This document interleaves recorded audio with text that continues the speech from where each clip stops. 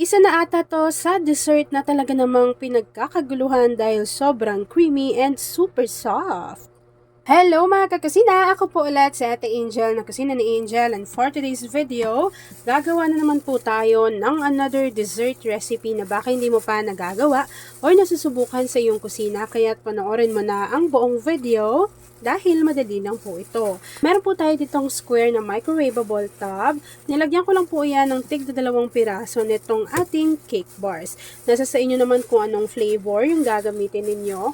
So ako po yung custard flavor po yung ginamit ko para na rin sa kulay. Bago kapag nailagay na po natin yan dyan, i-flatten lang muna natin ito. Kapag na-flatten na po natin yung ating cake bars, ilagay lang natin to sa ating chiller. And then, gawin na po natin yung ating mixture. Yan. So, ako po usually ginagawa ko, kapag finlatin ko siya dyan, inilalagay ko siya sa chiller para mas maging compact pa yung ating mismong cake bar sa ating lagayan. Tapos, tsaka ko po gagawin or lulutuin yung ating mixture.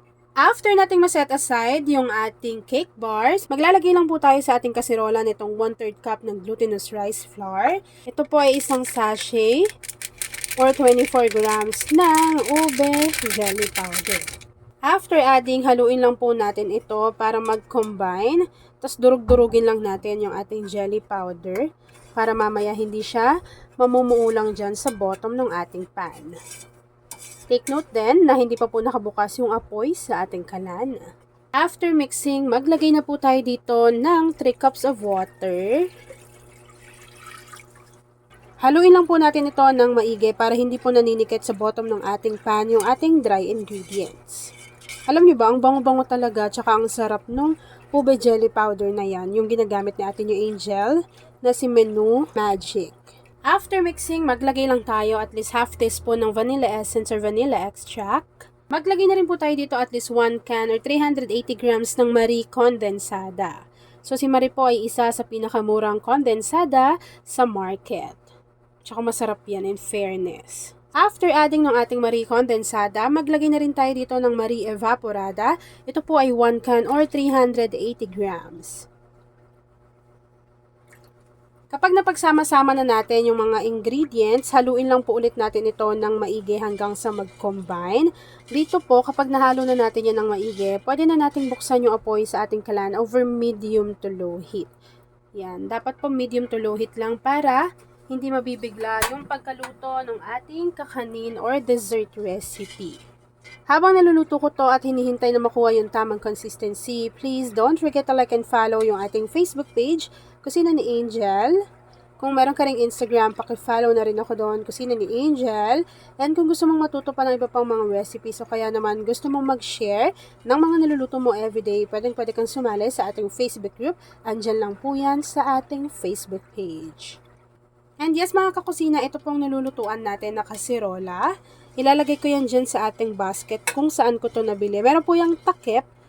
Tapos pwede rin naman kayong bumili nung in-offer nila na may steamer. Pero ako po, ito na yung binili ko. And marami pa po kayo dyang kulay na pagpipilian. Non-stick na rin yan ha, kaya hindi na siya mahirap linisan pa. Naramdaman ng puso na dahan-dahan akong nahulog sa'yo. Sa kada araw natin na pag-uusap, meron nang namumuo.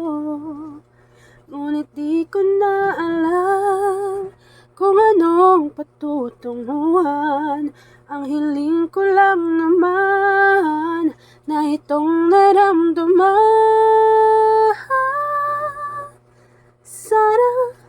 Sana naman ay mapagbigyan ng tibok ng puso ko sa'yo.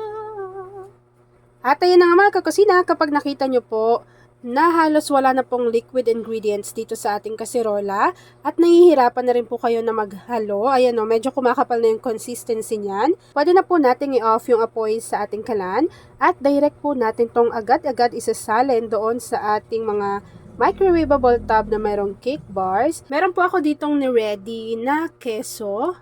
Hiniwa ko lang yan ng cubes. Nasa inyo na kung gaano karami yung ire-ready ninyong keso. Pero para sa kagaya ko na cheese lover, so dadabihan po yan ni Ate Angel. Ito na yung mixture natin. Isalin nyo lang po yan. dito sa ating lagayan.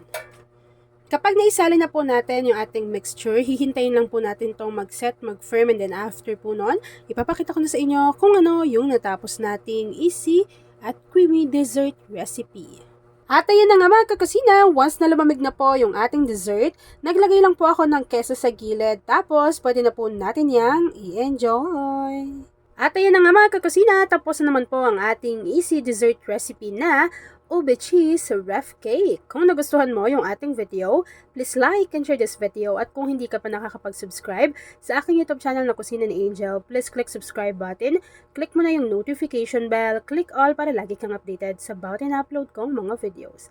Yan lang mga kakasina. Thanks for watching and enjoy this video.